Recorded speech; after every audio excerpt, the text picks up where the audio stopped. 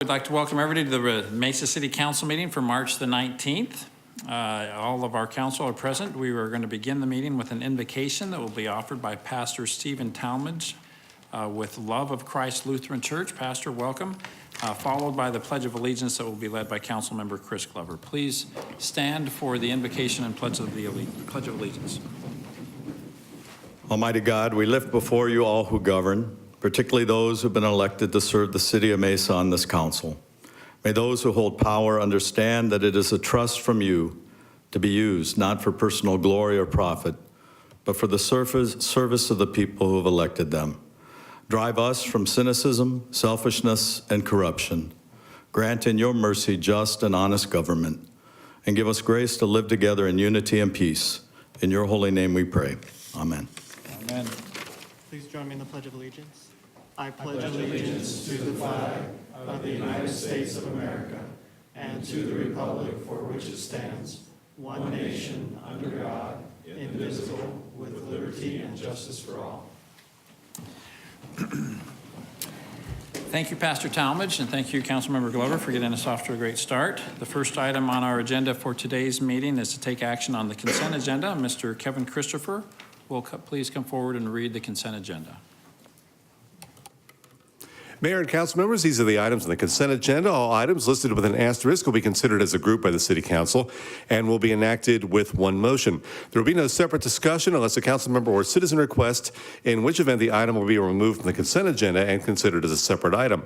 If a citizen wants an item removed, a blue card must be completed and given to the city clerk prior to the council's vote on the consent agenda.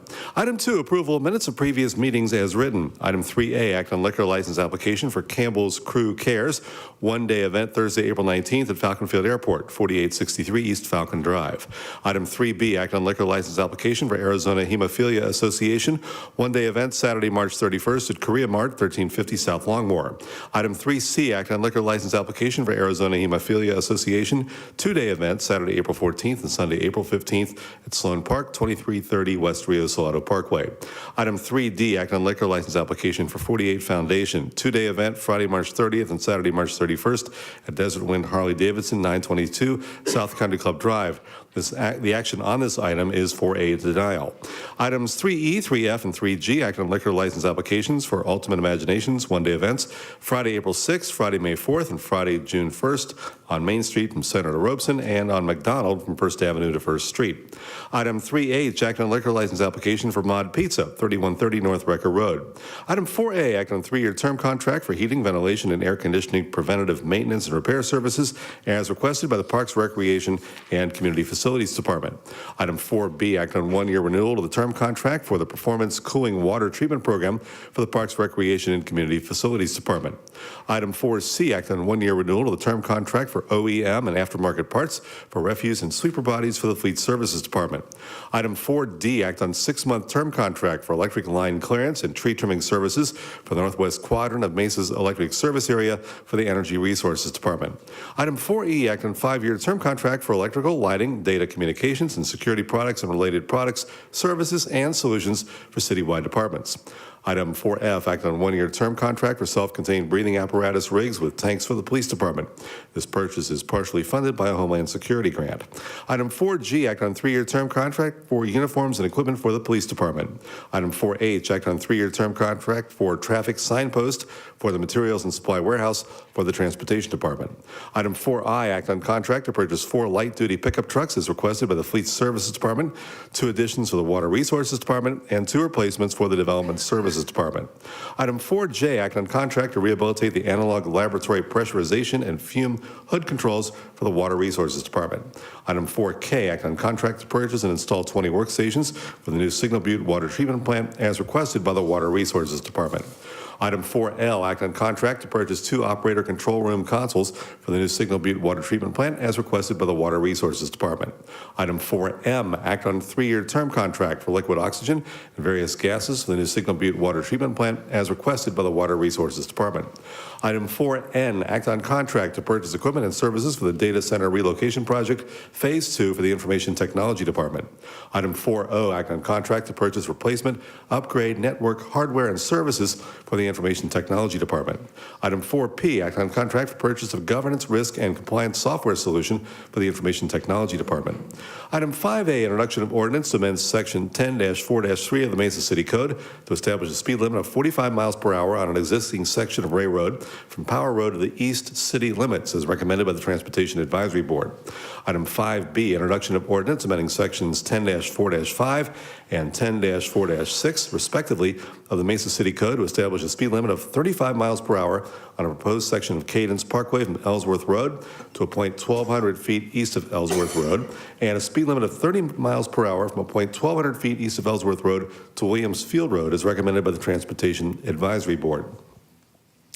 Item 5C, introduction of ordinance amending Section 10-4-5 of the Mesa City Code to establish a speed limit of 35 miles per hour on an existing and proposed section of Crisman Road from Ray Road to Williamsfield Road, as recommended by the Transportation Advisory Board. Item 5D, introduction of ordinance amending Section 10-4-5 of the Mesa City Code to establish a speed limit of 35 miles per hour on an existing and proposed section of Inspirion Parkway from Elliott Road to Ray Road, as recommended by the Transportation Advisory Board.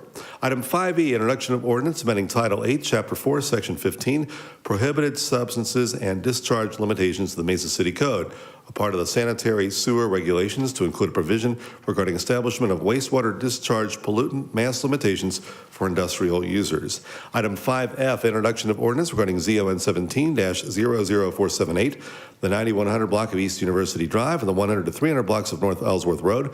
This is located on the west side of Ellsworth, south of University. This is for a rezone and site plan review to allow for a multi-residence development. Item 5G, introduction of ordinance regarding ZON 17-00519, the 7100 block of East Main Street and the 0 to 100 block of North Sun Valley Boulevard. This is located east of Power Road on the north side of Main Street. Rezone and site plan review to allow for development of an attached single residence subdivision. Item 5H, introduction of ordinance regarding ZON 17-00581, the 4700 through 4800 blocks of East Baseline Road, located east of Greenfield Road on the north side of Baseline. This will allow for modifications to an approved plan area development for a multi-residence development. Item 6A, approve an ordinance amending the Mesa zoning ordinance, Title 11 of the Mesa City Code. Amendments include various technical updates and minor revisions to chapters 1 through 5 and other chapters that relate to the changes made in chapters 1 through 5. Item 7A, approve the subdivision plat, Mission Park 2, the 2300 block of East University Drive, located east of Gilbert Road on the south side of University Drive. And item 8A, adopt the notice of intention to adjust utility rates and setting May 21st, 2018 as the date of the public hearings. Mayor and council members, these are the items on the consent agenda.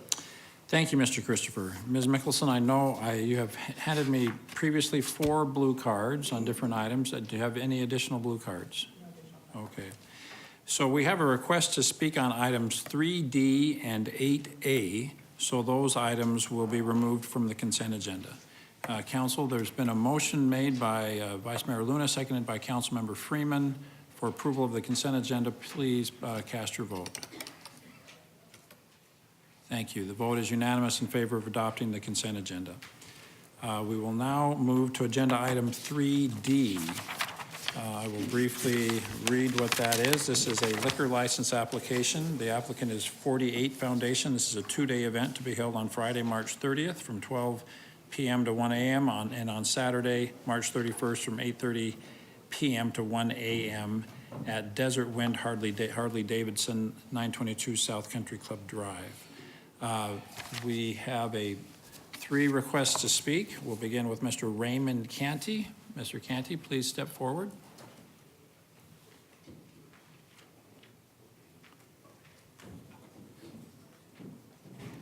I have Raymond Canty, Craig Miller, and Ernest Hickman. So we'll hear from you gentlemen in that order. Mr. Canty, you have 3 minutes. Please give us your address. Gentlemen, we do this generally one at a time for 3 minutes. Would you like to do something other than that? Is it possible to go a little bit out of order? Mr. Hickman's the CEO of that foundation, and give him an opportunity to speak before. Sure, we can hear from Mr. Hickman first. Mr. Hickman, please give us your address and you'll have 3 minutes to speak. Okay, my address is 1115 West Buckeye Road. That's in Phoenix, Arizona. The zip is 85007. I'm not really sure. I just found out from the Arizona Liquor who put our application together that we were going to be denied a request to be at Desert Winds Harley Davidson. And I'm not really sure why, and that's the reason why we're here today.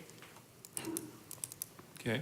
Well, there was a staff report prepared that listed the reasons why staff was making its recommendation. Mr. Brady, who would be a good person to respond to that question?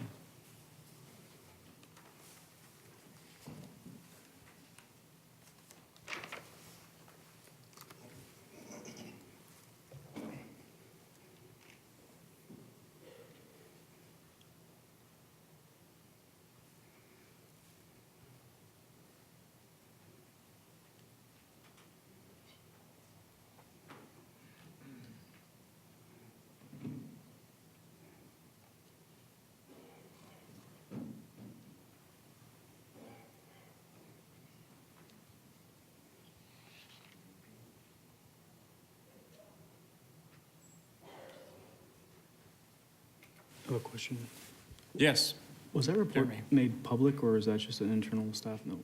Was it time permitted? So we did communicate with someone on Thursday to let them know that this was going to be denied. I'm not sure who we spoke to specifically, but there was someone representing the applicant that we informed them that this item was going to be denied, and we gave them some of the reasons for. Specifically, were concerns from the Mesa Police Department, Sure. which are outlined in the backup material that you council has.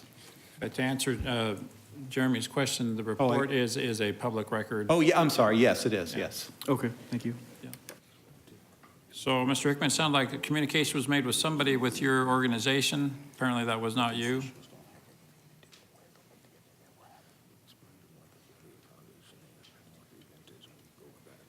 Okay. Okay. This is all kind of We'll new to begin me. your 3 minutes now, Mr. Hickman, now that you've had an opportunity to review that. Okay. This information is all new to me. The 48 Foundation is a nonprofit organization that we just founded probably 8 months ago with the help of some other people. Basically, our nonprofit is to help inner city youth within the Phoenix area. We've had coordination between the Phoenix Police Department, the Phoenix Suns, Walmart, Target. Every beginning of the school year, we provide backpacks, stuff of that nature to help inner city youth kids get their school year started. And so what we've tried to do, what we've done in it before, is doing everything backwards. So we tried to do it right this time by getting our applications filled out right, going to the right people with Harley Davidson that sanctioned us to be able to have this function. And from my understanding, the reason that Mesa Police Department was trying to deny it is because we were asking to have a liquor application. Now, my question is now, because I'm reading all this, and I don't want to sit and itemize and go over everything on this list because everything on this list is not correct. And I didn't know that this was the type of hearing set up for this, where I would have been a little bit more prepared. So if the liquor is going to be denied, does that mean that our whole event is going to be denied? Well, that's a good question. This is a special use permit, I believe. And so, Mr. Smith, correct me if I'm wrong. Is this the liquor license application or the special use permit, or are they related and one and the same? So, Mayor and Council, what's before you is the special event liquor license and just that.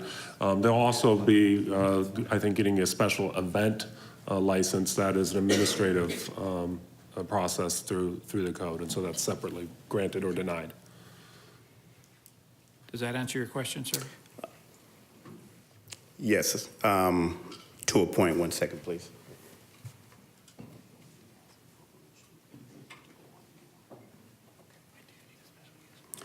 Okay, so in the event that the liquor license gets denied, are we able to continue with the event?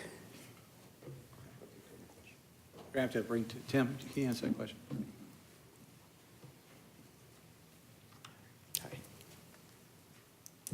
Hello, Mayor, Council. Tim Meyer, Licensing Administrator. There's two applications that we have from the organization, one for a special event liquor license and one for a special event license. At this time, the police department has recommended denial on both applications. So if that holds true, then the event would not be able to take place. So one is for the liquor and one is for the event itself. But the vote today is only on the liquor license, correct? Mayor, that is correct. Okay.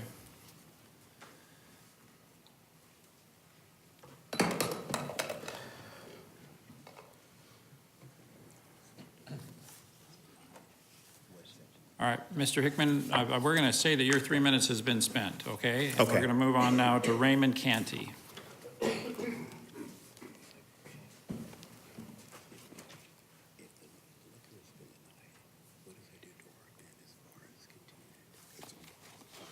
Good morning. My name is Raymond Canty.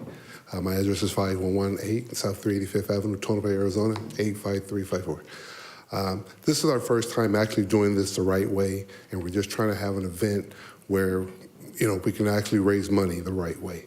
Okay. Other than that, I mean, liquor license, if it's denied, we just still need to have an event if possible. Okay. So we're at your disposal at this particular time and moment. Thank you, Mr. Canty. Craig Miller. Thank you, Mayor and council members. I'm Craig Miller. Address is 1811 South Alma School, Arizona Liquor Industry Consultants here in Mesa.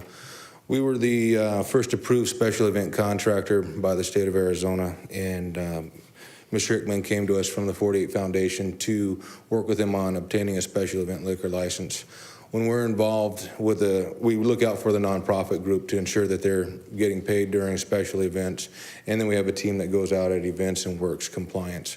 Not security. Security is going to be with the association and with law enforcement that they're agreed to hire off-duty police officers. Anytime a liquor license is issued, then we ensure that the people serving have been trained properly in the state liquor laws and they comply with, over-service and other liquor violations, and form that communication between security, law enforcement, and the event groups. And that's our involvement as a special event contractor with all these licenses and applications. And we would be on site with a compliance team during the event if you so choose to approve it. Thank you, Mr. Miller. Thank you, sir. Mayor? Yes, Mr. Brady. I'm just going to throw out an option here. So obviously, the concerns that have been raised have come from the Mesa Police Department. The police department is willing to sit down with the applicant to go through their concerns. I'm not promising whether or not those concerns can be overcome, but I think there is a willingness to at least have a discussion about our concerns and why we express those to the council. And so I think there's an opportunity, even if council,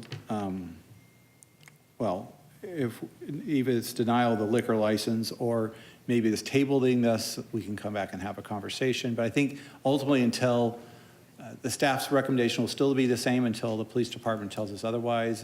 The event is a week from this Friday. We could do it on, if we had to, we could do it on a special council meeting Thursday. But again, the option will be right now is until the police department is comfortable and has got some, would be willing to change their recommendation, the staff will continue to recommend denial for both the special event as well as the liquor license special event. Okay, so the event is scheduled for the last day of March, which is about 2 weeks from now. I think I appreciate your suggestion that we give the applicant an opportunity to sit down with the police department and to maybe address in some specificity the concerns with the history that the organization and the events have had in other places, and so you can understand the reluctance on the part of city staff to recommend your proposal. So I think it would be, frankly, gentlemen, to your advantage if if there's a motion, if the consensus of the council to continue this on the calendar, and then if you're able to work out the police department's concerns, we will have a meeting Thursday, the next 2 Thursdays, where we could possibly put this on the agenda if it seems like that's, we can put it on the agenda for Thursday, either this. And Mayor, I would say it really needs to be done by this Thursday because the following Thursday would be literally the day before. So I don't know how effective that would be. So. Yeah, I'm sure you'd have difficulty getting people to event on 1 day's notice, right? So we'll continue this until our meeting on Thursday morning. And, I'm sorry, I'm assuming a lot here. Is there a motion to do that? Mr. Luna? Mayor, I move that we continue this item until Thursday morning. Thank you. Is there a second? Second. Thank you. All in favor, please say aye. Aye. Any opposed? Thank you, gentlemen. Please meet with city staff and the police department, and we'll take this up again on Thursday morning. Thank you. The next item on our agenda is agenda item 8A. I will briefly describe what that is. This is the adoption of the notice of intention and setting May the 21st of this year as the date of the public hearing on a notice of intent to adjust utility rates. Mr. Hessler, Steve, please come forward. Please give us your address. You'll have 3 minutes to speak. Yeah. Steve Hetzler. Good evening, Mayor and Council. Steve Hetzler, 1436 West Rome. I'm obviously not here to challenge the hearing, but as the utility process begins, there's things I wanted to get up front because I think it's going to be a big deal. A while back, someone brought to my attention ARS 9511-01, which stated that if wastewater utility rates were not fair and reasonable, the bonds behind them could be challenged in court, and the city couldn't receive proceeds from the bond until the issue was resolved. And though fair and reasonable can be subjective and hard to define, but because it requires understanding of direct costs, how indirect costs are allocated, how interest is allocated, how depreciation and amortization are allocated. This is hard to pinpoint, but this is what utility rate commissions deal with all the time. However, if utility rates generate revenues beyond the cost of providing those utilities for non-utility purposes, it raises the issue whether the costs, however determined, are fair and reasonable. I know the city's been doing this for a long time, but I think this was a 2006 statute. I was in a town hall meeting after the council decided to proceed with an ASU campus. Councilman told me that the decision was not final, but the ASU campus lot has to be decided. Over the next several months, the council will be approving utility rates, operating budget, capital plan, possible sales tax increase, and possible increased bond authorization. All these issues will affect how much this revenue the city takes in, and in turn, what can be diverted by ASU to ASU. These are all related situations.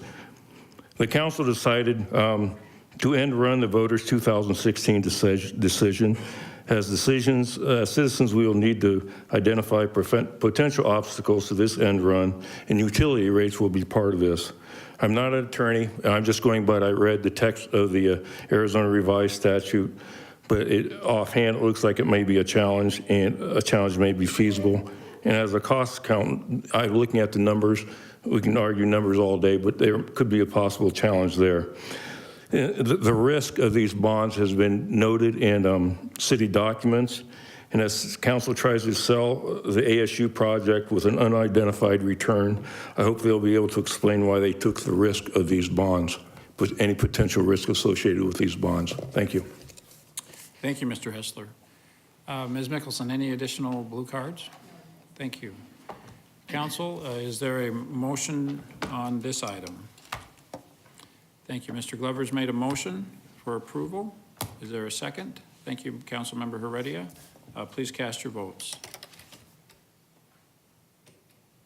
Thank you. The vote is unanimous, setting May the 21st as the date for the public hearing on the notice of utility rates. Ms. Mickelson, do we have any requests to speak under agenda item 9? Thank you. Is there a motion to adjourn this meeting? Thank you. All in favor, please say aye. Aye. We are adjourned.